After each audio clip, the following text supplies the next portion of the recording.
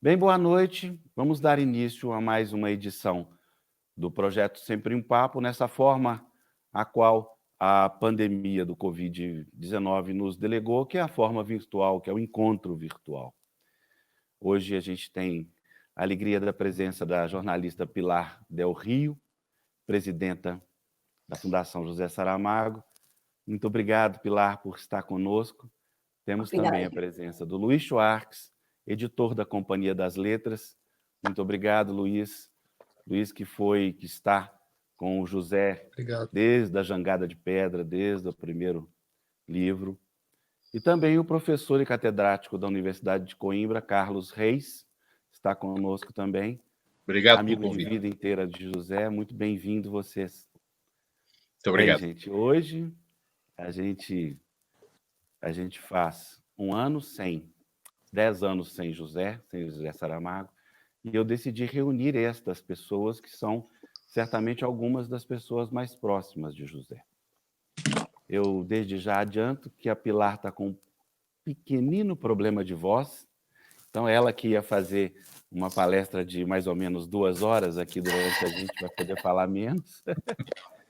Então, eu queria começar com o Luiz, pedindo ao Luiz que fizesse uma memória um pouquinho da gente de José, que você o conhece há tanto tempo, foi o primeiro editor, o primeiro Jangada de Pedra foi com você, mas também dizer para a gente, Luiz, qual é o seu sentimento, a sua memória com relação ao José, hoje que fazem 10 anos da sua ausência conosco. Boa noite, José. Boa noite. Eu queria primeiro dizer que eu não fui o primeiro editor do José no Brasil para fazer justiça aos fatos. O Memorial do Convento e Levantado do Chão saíram inicialmente no Brasil por outra editora, depois a obra veio completa para a Companhia das Letras. Foi na Civilização Brasileira, não é? Se não me lembro. Isso. Eu acho que de Fel ou Civilização, que eram do mesmo, né, acho que é o mesmo grupo. Mas quando o Jangada de Pedra foi publicado, José estava começando a ser reconhecido no Brasil, principalmente a partir de uma crítica do Milor Fernandes, mas ainda não era o que ele passou a ser, talvez o escritor mais popular de alta literatura de língua portuguesa no Brasil, eventualmente incluindo até alguns dos grandes escritores brasileiros. Mas ele se dedicou muito ao público brasileiro, desde o Jangada de Pedra, que ele veio para cá lançar, e que em cujo lançamento houve as primeiras filas, que não foram nem um cinquentésimo do que acabaram sendo nas viagens posteriores e no fim da vida. José reunia um público enorme e nunca se recusou a dar um autógrafo. Ele ficava às horas, eu até falava para ele: José, põe só o seu apelido, põe só. Ele dizia: não. Ele tinha que pegar também o nome da pessoa e o apelido, né? Quer dizer, o nome completo. Então, ele foi um escritor que se tornou popular pela obra, pelo fato da obra dizer tanto aos brasileiros, mas pela enorme dedicação que ele teve nas inúmeras viagens que ele veio para cá, e como ele tratava o seu público, não só nos lançamentos, mas nas ruas da Bahia, do interior da Bahia, do interior de Minas. Foi realmente uma grande emoção acompanhar esse crescimento da popularidade e o reconhecimento que os brasileiros, em grande medida, não apenas da elite leitora de alta literatura, mas o grande público mesmo, que passou a acompanhar a obra do José. Luiz, eu tenho que fazer uma referência especial, assim, eu posso fazer, você não faria, um agradecimento do público brasileiro à sua forma de atuar com relação ao José. Você que trouxe o José a primeira vez em Belo Horizonte, Inclusive, aquele vídeo de 1999 está gravado, a gente vai colocar no ar. E eu fui testemunha e te agradeço em público das 4 ou 5 vezes que o José veio a Belo Horizonte, onde ele sempre foi muito bem tratado, e nas próprias palavras deles, uma das cidades que ele foi mais bem tratado no mundo, né? Tem muita história divertida aí, em algum momento a gente conta. Mas eu reafirmo o que você falou. Eu convivo com escritores há tantos anos, e são muitos os que pedem restrições à fila, restrições a autógrafos. O José nunca se recusou a dar um autógrafo num livro, nunca. As filas tinham, às vezes, mais de 1000 pessoas, e não foram uma vez só, né? Foram várias vezes que tinham mais de 1000 pessoas, e ele autografou até a madrugada dentro, todas as filas. E é um agradecimento público. Teve uma ocasião em que ele, ainda mesmo no começo, em que ele virou para mim e falou: "Pá, essa gente quer me matar de amor". Enfim. Eu lembro. Pilar, você quer fazer mais algum ou menos comentário? Eu vou ficar te chamando toda hora para não gastar dele muito a sua voz, tá? Esto a lembrar de esa primera vez fue en Río de Janeiro, la presentación de Yangá, no fue en São Paulo, que hubo problemas de organización de tráfico, fue en un río. Y al día siguiente venía problemas de tráfico por la presentación de un libro, porque fue en un centro comercial. ¿Te lembras que hubo una señora que le puso, o lo invistió como filho de Brasil? Pôs colar de búzios, pôs colar nele. Colar? Pasaron cosas esa era una forma de apropiación. Era una señora que tenía un ritual, que tenía una pertenencia, una etnia, y era una forma de decir: yo te amo, ¿sabes? Y lo involucraba en su tierra, en su proyecto, invistiéndolo. Por acaso yo conservo ese collar. E ele ficou com o colar até o final da noite. Eu acho que deve ser uma coisa de candomblé, provavelmente um símbolo do candomblé, que a senhora passou por ele, e, enfim. E teve um fato que o José, no Viagem do Elefante, ele veio lançar primeiro no Brasil, como uma deferência, já no fim da vida, infelizmente, ao público brasileiro. Como una deferencia y una prohibición, porque los médicos dijeron para él no viajar a América, no viajar a Brasil, porque era una viaje muy complicada, y pero él decía: no, yo me comprometí que este libro, A Viagem do Elefante, un libro 100% portugués, más sería presentado en Brasil por encima de todo. Y él viajó hasta Brasil pese a las dificultades que tuvo y que de alguna manera contribuyeron después a cortar su vida. Carlos, querido, muito obrigado por estar com a gente. Eu que agradeço. Eu fico aqui imaginando qual seria a pergunta adequada a uma pessoa que foi tão próxima a José, esteve com ele em tantas situações, ficava em sua casa, em Lanzarote, foi você o representante e quem falou pela cultura portuguesa no momento do seu enterro. É tanta coisa, né, Carlos? Me diz aí o muita coisa. Que você tem sentido, que você está sentindo nesse momento. Eu sinto, de facto, saudade de uma pessoa que, além de um grande escritor, mas isso ele continua a ser. A morte não apaga isso. Mas era também um bom amigo e, sobretudo, uma pessoa de uma grande generosidade. Os testemunhos que até agora ouvimos já deram a entender isso implicitamente, mas eu gostava de juntar alguma coisa mais explícita a isso. E relacionado justamente com, por exemplo, episódios como esses do lançamento dos livros. Eu, em 2002, quando foi publicado O Homem Duplicado, eu fiz a apresentação desse livro em Lisboa, num grande hotel, numa grande sala, com muitas centenas de pessoas, e fiquei, de facto, impressionado, não apenas com essa disponibilidade dele para atender as pessoas, mas também com um outro aspecto que eu já conhecia, evidentemente, mas que ali se manifestou. é que o Saramago não estava numa apresentação de um livro só para cumprir a formalidade de dar autógrafos. Ele falava bem, ele magnetizava, ele tinha um grande carisma. Ele gostava, estou convencido, de falar em público e sabia fazê-lo. E esse era também um ato de generosidade. Em 2002, já agora para colocarmos as coisas em contexto, não era um qualquer escritor, era já o Prémio Nobel da Literatura. E eu lembro-me que no dia seguinte, não sei se a Pilar se lembra disto, talvez não, eu fui almoçar com a Pilar e ele partiu com o editor de então, que era o Seferino Coelho, a fazer outras sessões de lançamento no país, no pequeno automóvel do Seferino Coelho. Para Viseu, para Viana do Castelo, para o Porto, para o Norte, etc. E eu disse à Pilar assim, Pilar, o Saramago, porque em 2002 ele tinha acabado de cumprir 80 anos.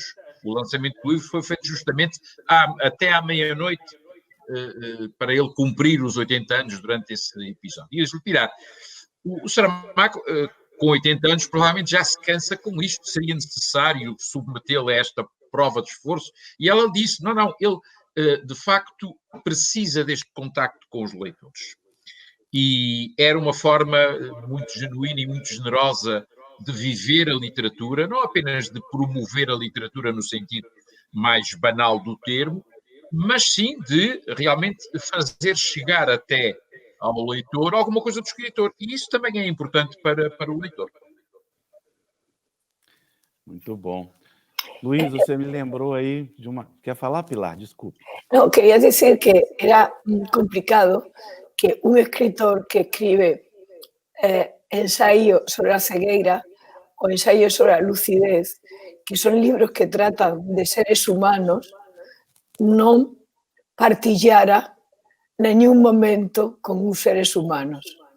Entón, sería como tan absurdo como situar un escritor en una torre de marfil y aquí yo y aí un mundo. No, ele estaba de levantado do chão, de traballadores do Alentejo ou de ensaios sobre la ceguera de persoas que pierden la visión de una epidemia como esa.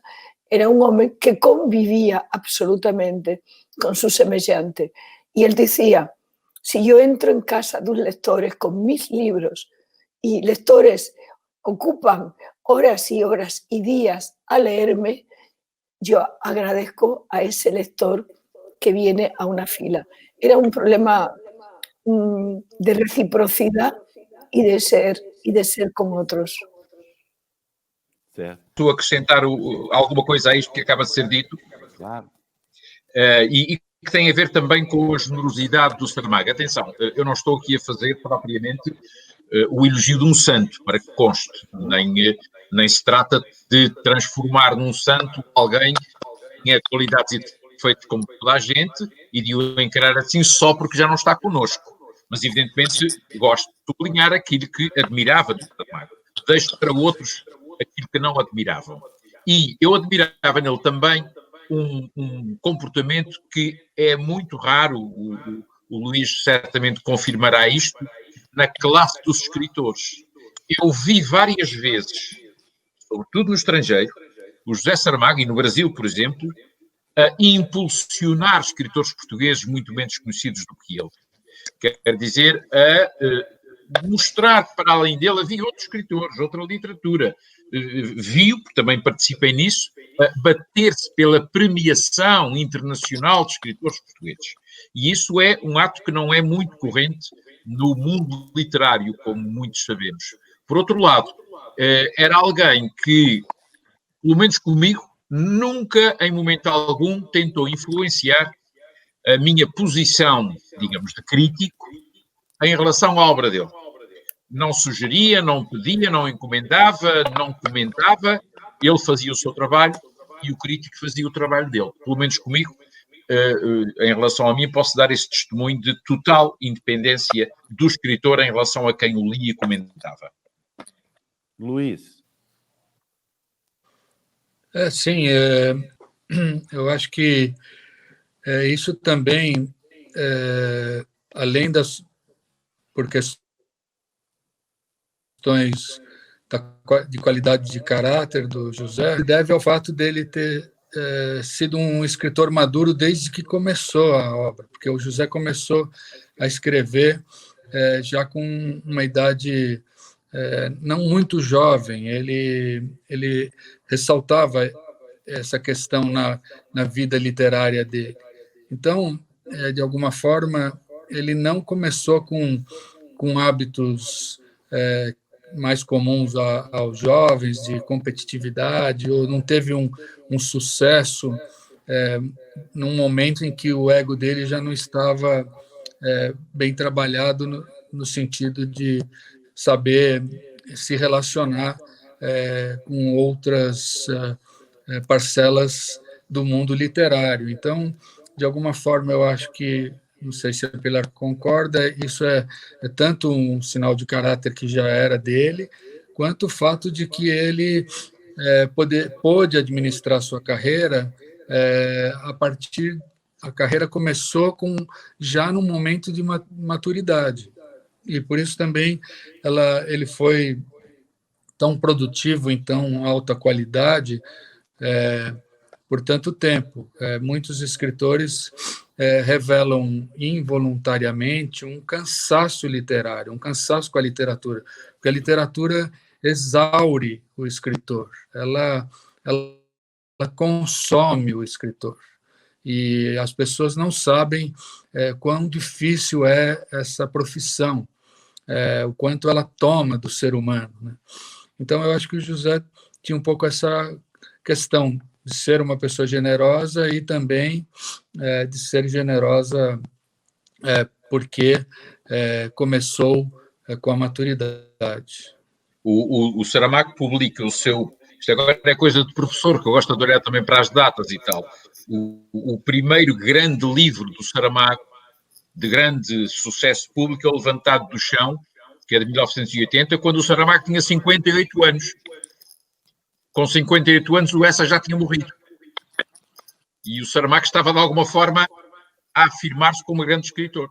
E eu acho que isso explica muito daquela regularidade, daquela intensidade que ele imprimiu à sua vida de escritor, a partir de então, pela consciência de que alguém que, de certa forma, estava a começar tarde. Atenção, ele já tinha publicado antes, evidentemente, mas estou-me aqui a referir ao grande Saramago. Esse, de facto, começa já próximo dos 60 anos. Ô Pilar, me faz um favor, só para orientar o nosso espectador. Você conheceu Saramago em que ano? Quanto tempo viveram? Só essa data de referência. A Pilar, graças a Deus, ainda vive. Sí, Saramago tiña 63 anos e foi no ano 86. Yo no voy a decir los que tiña, no voy a dizer. Não precisa, não perguntei isso, não. No, fue siempre un escritor de madurez. Él comenzó a escribir, publicó un libro que el profesor Carlos Reis consiguió que se reeditara 50 años después. Saramago no quería, porque decía, es un libro de juventud, pertenece a otro momento, pero él consideró que para los lectores y para los estudiosos era interesante. Después publicó otro, o sea, escribió otro, Claraboya, que yo he hecho muchísimo más interesante, pero que ese no fue publicado y que recuperamos después de muerto. Si callar, Carlos, Luis, contad vosotros la historia que tenéis mejor voz. ¿Qué pasó con Claraboya y por qué Saramago pasó tantos años en silencio? ¿Lo quieres contar, Carlos? Carlos, conta. Por acaso, quando eu estive em Lanzarote em 97 para gravar os diálogos com José Saramago, tinha acabado de chegar o original da Claraboia, que lhe tinha sido enviado por uma editora, não é preciso dizer agora qual, que um dia, fazendo uma arrumação dos seus arquivos, dos seus materiais antigos, das suas gavetas, descobriu que tinha um romance do Saramago encadernado, dactilografado, evidentemente, como proposta para editar. E, evidentemente, a editora naquela época nem respondeu. Não sei porquê, nem respondeu. O Saramago era um perfeito desconhecido. Isto deve-se ter passado alguns nos anos 50 ou 60 ou coisa assim. 50. E quando descobriram que tinham aquele original, mandaram ao Saramago e disseram: se quiser publicar, nós temos todo o gosto em publicar. Mas aí, evidentemente, para o escritor já era tarde. Era tarde por isto, porque ele já não se revia naquele romance, ele sabia que era um romance de juventude.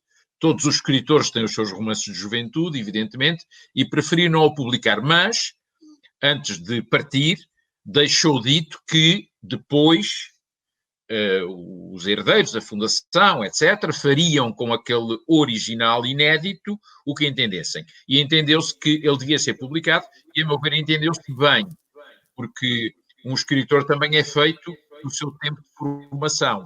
E um escritor como o Saramago, publicou tantos romances magistrais, também se pode permitir, até porque já tinha partido, que dele conheçamos, para o conhecermos melhor, aquilo que ele escreveu quando era um jovem.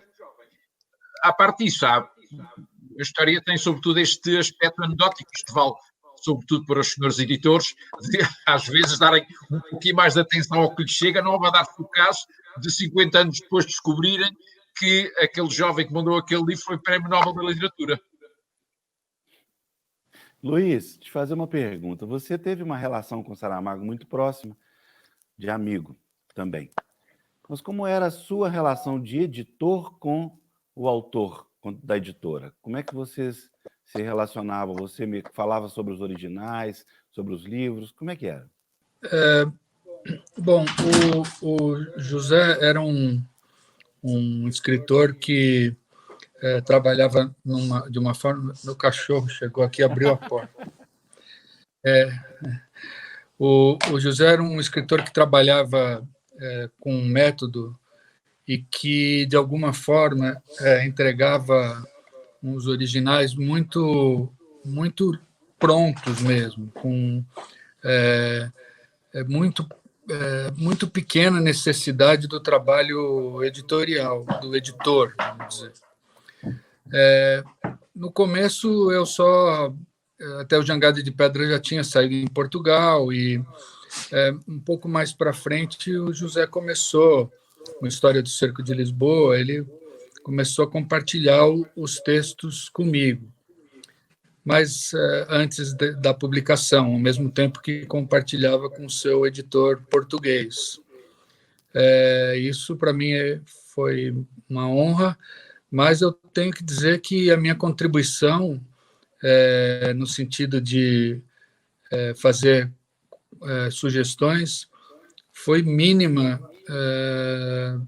Pode ser que em 1 ou 2 casos eu falei uma coisa de pequena monta, porque o José escrevia, depois repassava, né? Pilar pode falar, primeiro, na época, escrevia à mão, depois redatilografava, depois... E eu estive presente quando a Pilar comprou o primeiro computador para ele, nós fomos juntos nas Amoreiras comprar.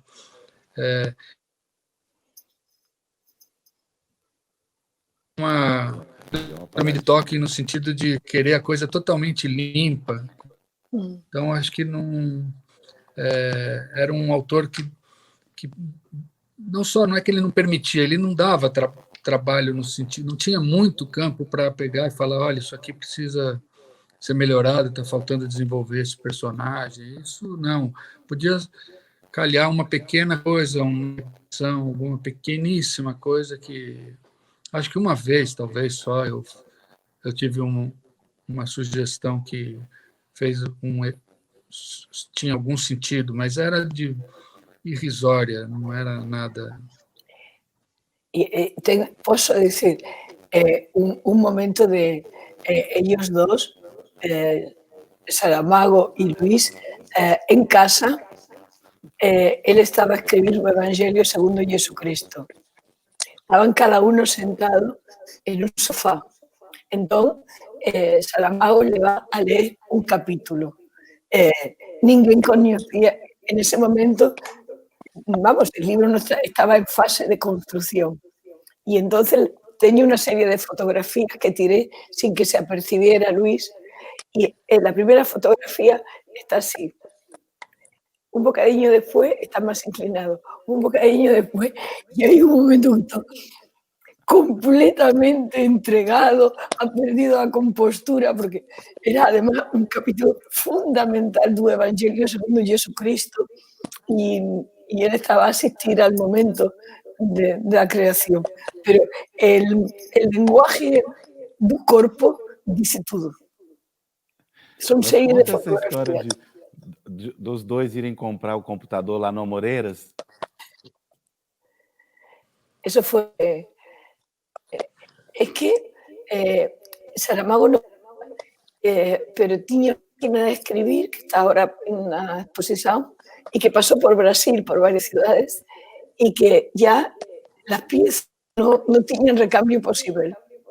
Entonces, sí, fue quien introdujo en el mundo de la alta tecnología, lo introdujo Luis, y ya hasta el final tenía un ordenador extremadamente moderno, con todas las conexiones, pero empezó en esa tarde que fue Moreiras.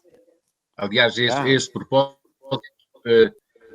há uma coisa que eu já tenho pensado em relação ao Saramago, e posso pensá-la também em relação a outros escritores, como é evidente, é que o Saramago pertence a uma época em que a escrita rapidamente passou por várias modalidades, suportes, técnicas, etc. O primeiro Saramago escrevia à mão, passava à máquina, ou escrevia diretamente à máquina. Depois começaram a aparecer aquelas máquinas eletrónicas que tinham um pouco de memória. Depois o computador ainda um bocadinho precário, e por aí vai. Até ao computador mais sofisticado que se possa imaginar. E seria seria interessante um dia tentarmos perceber como e se a escrita do escritor muda à medida que vão mudando os instrumentos da escrita. Não, acho que não. Carlos, ele recusaria completamente essa hipótese, né? Eu sei que eu recusaria, mas os professores e investigadores também estamos para contrariar as hipóteses que os escritores recusam, evidentemente, senão não haveria sentido. Só estou comentando que ele respondia a isso, ele dizia que não mudava em nada, porque ele fazia várias cópias. Né? Está bem, quem sabe que alguém que nos está a ouvir e a ver recebe daqui o desafio de podia fazer uma tese sobre isso. Sabes, ele tinha la poupanza de papel en la cabeza. Y entonces, aunque fuera un computador, él escribía cuando ya tenía la frase organizada en la cabeza. Y cuando la tenía organizada, la escribía. Tenía una frase que es muy linda, y él decía que un computador es como un campo de batalla. Un escritor se puede permitir el lujo de escribir todo y luego retirar los feridos, retirar los muertos y dejar el campo otra vez perfecto. Pero él tenía pocos feridos y pocos muertos, porque solamente escribía cuando la frase ya estaba construida y precisaba de Alguém me contou, não posso agora recordar quem, foi companheiro de trabalho em redação de jornal com o Saramago, que ele, nessa época, como, enfim, jornalista, ou trabalhando no jornal, fazendo as suas crónicas, escrevia diretamente à máquina e escrevia com uma grande fluência. Certamente por isso a frase estava preparada e saía. Depois interrompia para ir fazer outra coisa qualquer, como nos acontece tantas vezes, e quando voltava, praticamente sem mais, retomava do mesmo ponto. E, portanto, era aparentemente um processo de escrita que se construía interiormente e, quando chegava ao papel, já ia relativamente acabado. Não impede, evidentemente, que os materiais do Saramago também têm as suas correções, mas, como disse o editor, porventura sem esse trabalho que muitas vezes outros escritores exigem e que ele não exigia, porque apresentava os seus originais já muito acabados. Ele tinha algo que Também tem que levar em consideração. Desculpe, Pilar, fala. Pode falar, Pilar. Simplemente dizer que ele tinha uma contenção absoluta. Nunca escribía más de 2 páginas por día. Y eso es muy importante.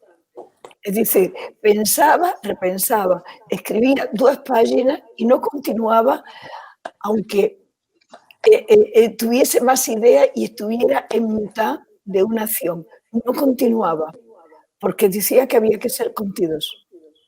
Luiz? Y eso es interesante. Não, eu também queria dizer que, para o leitor entender esse processo de criação do José Saramago, ele passava de 6 a 8 meses trabalhando o romance na sua própria cabeça, sem escrever, eventualmente tomando alguma nota, mas ele dizia que ele ficava, quando ele tinha uma ideia, ele ficava um tempo grande sem pôr ainda no papel, desenvolvendo aquilo. E quando ele passava a escrever no papel, ele já tinha, de alguma forma, escrito um pouco na sua Ele conversava memória, sobre, não é, Pilar? Ele me falou sobre a isso no história Rio. nesse período, Luiz? Ele conversava sobre... Hein, Pilar? Ele conversava sobre a história nesse período? Não, comigo não. Sí, Luis. Talvez com o Pilar. Luis. No, y contigo. Él decía, voy a escribir sobre un hombre que al mirarse en un espejo descubre y contaba por qué escribía un hombre duplicado o por qué escribía la Jangada de Pedra. Sí, también, y en unos cadernos de Lanzarote está, por ejemplo, muy bien descrito a lo largo de más de un año la escritura del libro que junto con un evangelio fue más complicado para él, un ensayo sobre la ceguera.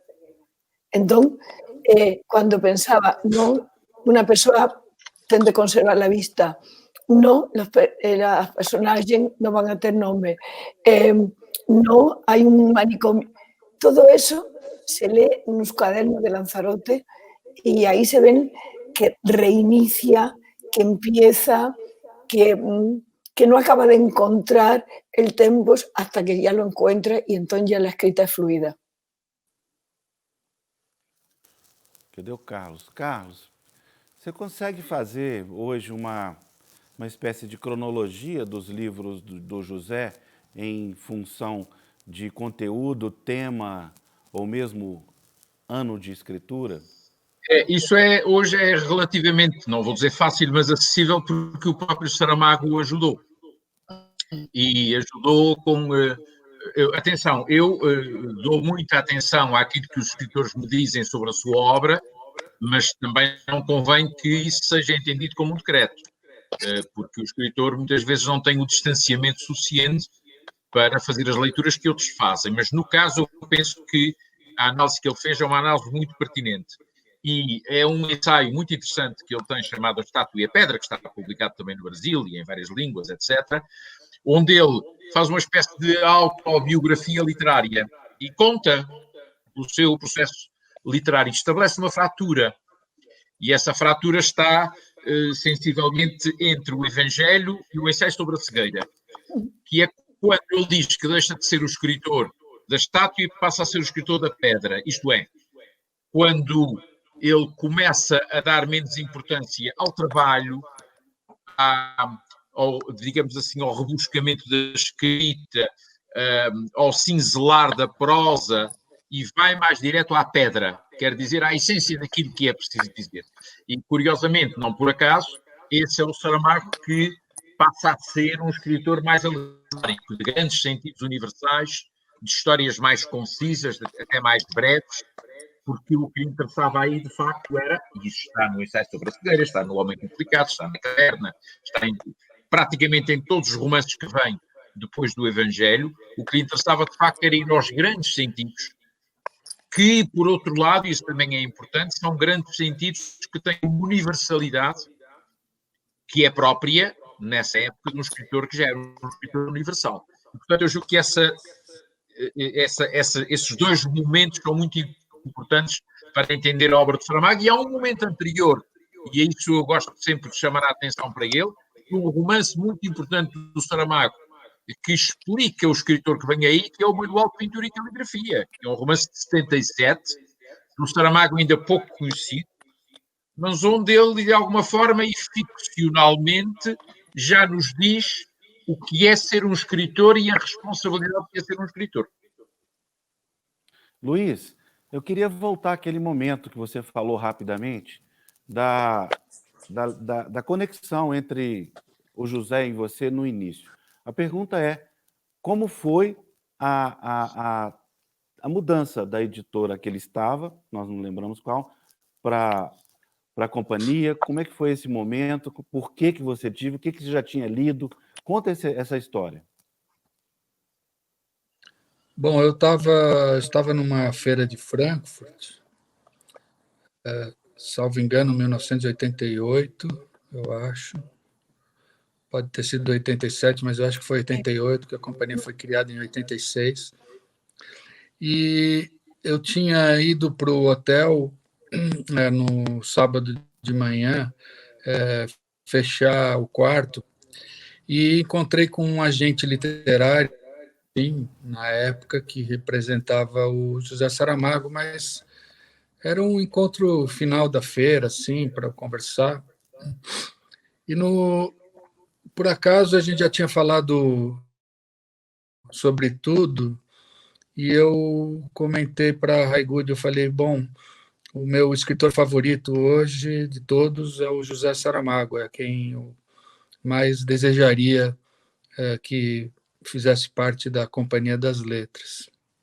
Mas eu nem sei se eu falei, o que eu mais gostaria de editar, eu não estava nem sonhando que isso fosse possível. Ela falou, nossa, foi bom que você me falou isso agora, porque eu estou cuidando justamente com o editor da Caminho de mudar o José Saramago no Brasil para outra editora, não sabia do seu interesse, vou subir agora para o stand da editora Caminho e vou falar que a Companhia das Letras, que você acabou de me dizer isso. Então foi uma obra do acaso, como o acaso é um dos componentes que o José mais admira, o acaso está muito presente na literatura dele. Foi assim que a obra do José veio aí. Claro, eles consultaram, a companhia estava no começo, tinha começando com bons autores brasileiros, porque no começo, nos primeiros livros, eram mais livros estrangeiros, e o José topou, e aí a jangada de companhia para o Rio de Janeiro, aquele lançamento. Você já o conhecia pessoalmente, Luiz? Não? O que é isso aí, Pilar? O que você está mostrando? E logo em seguida fui para Portugal. O que é isso? El Luis puede explicar qué es. Luis, ¿te lembras? Luiz? Eu não consigo ver, ela está muito pequena. Mostra aí, posso mais perto. Luis pidió a José Saramago que escribiera un romance de misterio. Ningún editor. Sí, es verdad. Y entonces aquí está el origen de ese romance. Un misterio do dente perdido. Y as personajes que Saramago pensaba utilizar era a partir de... Es una historia muy complicada que no voy a contar, pero sí que quería mostrar cómo eran. Esta es la iniciativa, y luego los cuadernos de cada libro, tomaba nota. Esta, por ejemplo, es un cuaderno de un hombre duplicado. Entonces, las ideas que iba teniendo a lo largo del tiempo ficaban reflejadas. Después ya, en los últimos libros, ya no escribía cuadernos, y este es el último computador de Saramago. Luis, también lo compramos en Brasil. ¿Lembras? Lembra, Luiz? el último computador de José, que tú querías que fuera más simple, este lo compró por iniciativa tuya en Brasil. Y fue último. Aqui escreveu Caim.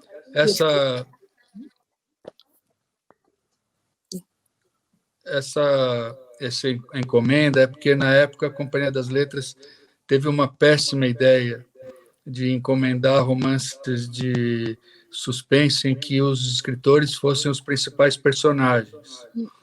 E o José, assim como eu, gostou da péssima ideia.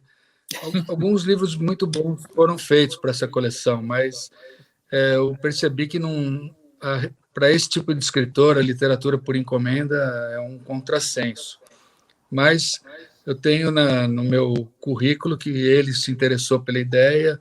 A P.D. James, a quem eu fui encontrar, a dama P.D. James, eu fui encontrar em Londres, na casa dela, me serviu um chá, chegou a pensar em fazer um romance com a Jane Austen de personagem principal. O Ricardo Pilha ia fazer um com Tolstói. Eu acho que o do José era com essa de Queiroz. Não, Alexandre Dumas. Dumas? Alexandre Dumas, tá. Mas o Mangel fez um com Stevenson, o Bernardo Carvalho, o Moacir Scliar, o Rubem Fonseca, mas, em geral, a encomenda não é a literatura para esses escritores, tem que partir deles, não do editor. Conta para a gente, Ricardo, algum momento seu e do José em conversa que você se recorda com muito carinho. Eu não estou ouvindo. Não? Para quem era a pergunta? Eu queria que o Ricardo contasse para a gente. Não está dando para ouvir o Afonso. Não está dando? Carlos, está ouvindo Sim, agora? Estou ouvindo. Conte para a gente algum momento que você guarda com carinho de conversa sua e do José. Então vou contar o momento em que o conheci, que para mim é inesquecível, evidentemente. Lembro-me perfeitamente do ano, do local, do episódio e da conversa, o que não é pouca coisa, dado que isto se passou em 1983, já foi há algum tempo. Em 1983, o Saramago estava no êxito já internacional do Memorial do Convento. E eu fui-lhe apresentado numa cerimónia de entrega de um prémio que há em Portugal, na altura era um prémio muito importante, o Grande Prémio da Associação Portuguesa de Escritores, e já não sei quem apresentou-me a ele.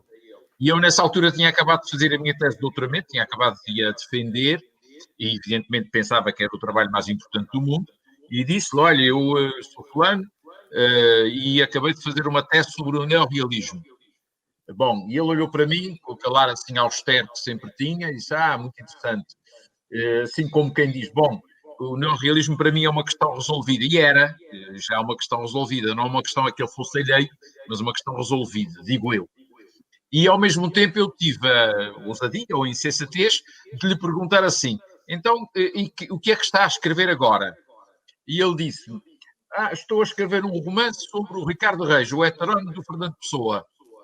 E eu ouvi aquilo e achei uma ideia um pouco bizarra, devo dizer. E pensei assim, bem, o que seria um romance sobre o Ricardo Reis? Não sei se isto vai dar alguma coisa. Longe estava eu de saber, e hoje muitas vezes puxo atrás a minha memória para recuperar esse episódio, que esse romance que ele me falou que estava a escrever, não me deu detalhes, evidentemente, seria um dos grandes romances dele e seria, aqui, um pouco um dos meus romances da minha vida, que me foi anunciado exatamente no dia e no momento em que eu conheci o escritor. Aí está, é um episódio pessoal, de que o Saramago evidentemente depois não se lembraria mais, mas que eu me lembro muito bem. Luís, pode falar, Pilar. Não, que Luís poderia contar também outro momento entrañable, sendo ele de la biblioteca Portugal, quando Saramago lhe entregou o diploma do Prêmio Nobel. Esse momento não é menos interessante. Pelo visto, são muitos momentos. Um dia haverá que escrever isso. Ele tinha acabado de receber o Prémio Nobel, que inclui, como se sabe, um diploma e uma medalha, e eu era, nessa altura, diretor da Biblioteca Nacional, e um dia fomos almoçar. Passa a publicidade ao restaurante Farta Brutos, porque faz parte da história também, e isso está lá assinalado. E combinámos, e quando ele chegou, trazia com ele um envelope grande em formato A4, e a certa altura ele disse assim: olha, toma, isto é lá para a tua biblioteca. A biblioteca não era minha, era a Biblioteca Nacional. E eu abri, e era o diploma do Prémio Nobel.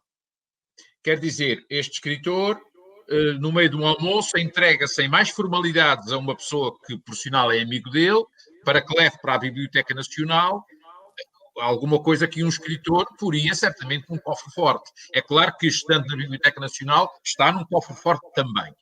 Mas há nisto um ato, de novo, de grande generosidade e, ao mesmo tempo, de consciência patrimonial. Isto é, ele sabe que um lugar adequado para, nessa altura não havia ainda a Fundação José Saramago, para aquele documento, enfim, irrepetível, era a Biblioteca Nacional. E eu, evidentemente, imbuído do meu espírito administrativo que tinha que ter naquela altura, dada a função que desempenhava, disse-lhe assim: mas então, nós não fazemos um termo de entrega, não fazemos um documento? E ele disse: não, depois faz lá o termo de entrega. E claro, depois teve que fazer o termo de entrega e até uma cerimónia, e esteve o diploma exposto e tudo isso. Mas foi um daqueles episódios, de facto, que deixam qualquer pessoa perplexa. Luiz, você tem esse momento também que você guarda com carinho do José, ou na sua casa, ou em alguma situação de lançamento de livro pelo país, pelo Brasil? Bom, tem muitos, é difícil escolher. Esse que a Pilar falou, quando ele leu o Evangelho, não foi em Lisboa, né? Não foi no Brasil, foi um deles. Mas aqui eu lembraria de um encontro dele na minha casa com o Amos Oz, que foi memorável, que são talvez os dois escritores estrangeiros que eu tive maior intimidade, né? Se considerar Saramago um estrangeiro, não dá nem para considerar, mas, enfim, não residentes no Brasil, admiravam suas obras mutuamente, mas não tinham uma língua em comum. O José falava francês, além do português, e o Amos Oz falava inglês, além do hebraico. Nós estávamos, e calhou de quando o José estava chegando, o Amos Oz, era o último dia do Amos Oz no Brasil. O José sempre morava em casa, ele não gostava de hotéis, o Amos Oz estava num hotel, mas nós fizemos um almoço e, num determinado momento, o José começou a fazer uma reflexão sobre o tempo, e a gente tinha que traduzir, né, para Amos Oz em inglês, e o José falou uma frase que, se não era ipsis literis igual, era praticamente igual a uma frase que o Amos Oz tinha falado na noite anterior na palestra aqui em São Paulo. Tanto que eu e a Lili começamos a sorrir, um olhar para o outro e falar: pô, não é possível, é a mesma frase. E era a mesma reflexão. Travou aí? Acho que tem até hoje, né? Deu uma travadinha. Luiz, repete, por favor. Não quero errar isso aqui. Deu uma travadinha na transmissão. Repete, por favor. Não, só essa última palavra da frase. Não, é que a Pilar tem a foto dos dois no nosso jardim. Então foi uma coisa muito breve, mas muito bonita. E tem a história do José em Salvador, quando nós, convivendo com Jorge Amado durante uma semana, fomos convidados pelo Caetano para ir para a festa de Santo Amaro da Purificação, onde ele daria um show e a dona Canô ficava como patrona da cidade, da festa, sentada no palco, né?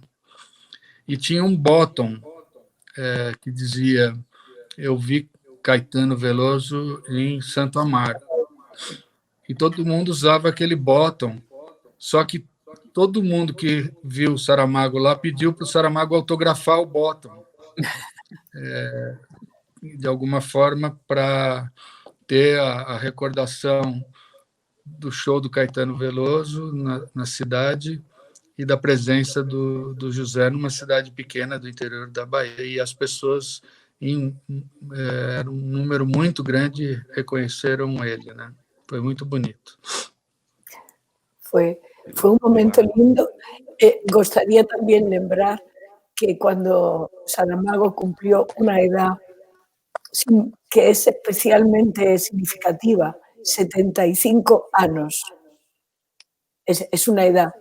Decidió celebrarlo en Brasil y nos cuatro, Luis, Lili, José y yo, celebramos los 75 años ayer en tu casa, en un almuerzo estupendo. É muita história, né, Carlos? Você que ficou tanto tempo lá em Lanzarote também, na casa dele. Eu vou me permitir contar uma história também, se vocês quiserem, se vocês permitirem, das muitas que eu me diverti aqui com o José em Belo Horizonte. Uma vez eu menti para ele. Em 99, Luiz, aquela palestra no Palácio das Artes, onde tinham quase 2.000 pessoas, eu menti para ele que o Palácio das Artes tinha só 200 pessoas, a capacidade. Aí, na hora que ele chegou na coxia do palácio, na parte de trás, estava eu, Luiz, a Ruth Lana, né, Luiz? A Ruth estava com a gente. Ele falou, você mentiu para mim. Eu falei, por quê? Aí ele olhou o pé direito do Palácio das Artes, que é imenso, falou assim, porque aqui se faz ópera. Eu falei, tá bom, não tem 200, não. Tem 500 lugares só. O Palácio das Artes tinha 2.000 lugares. Fui ao centro do teatro, apresentei, chamei o Luiz sentou, depois chamei o José. Quando o José entrou, as pessoas levantaram-se tão rapidamente e bateram tanta palma que o José travou no meio do caminho. Ele parou no meio, ficou cumprimentando e não saía dali. Aí eu fui lá buscar o José, ele apertou meu braço e falou assim, Afonso, é a primeira vez que eu sinto o vento das palmas. Em que ano foi isso, Afonso? 99, não foi, Luiz?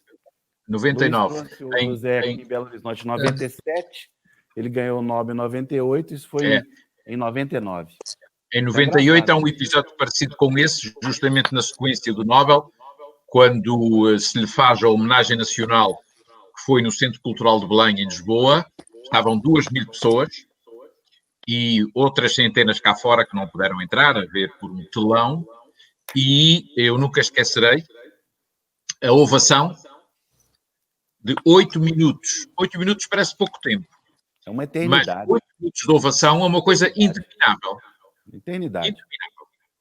E lembro-me bem de como aquelas 2.000 pessoas esmagavam praticamente quem estava de frente para elas. Mas, sobretudo, guardo essa recordação de um aplauso de 8 minutos. É uma coisa impensável. Eu não sei se foi 8 minutos na época, não, mas foi muito minuto. Lembro também que o Palácio das Artes tinha uns vidros, tem ainda, e um bombeiro do Corpo de Bombeiros depois me falou que ele falava assim, ele via o vidro balançado, as pessoas balançando o vidro, querendo entrar, ele falava, vai cair o Palácio das Artes, o Palácio das Artes vai cair hoje. Então, Pilar, estamos chegando já no finalzinho do nosso encontro, nessa, como diz no interior de Minas, essa hora da saudade aqui do José. Fala um pouquinho mais da gente, o que você tem saudade?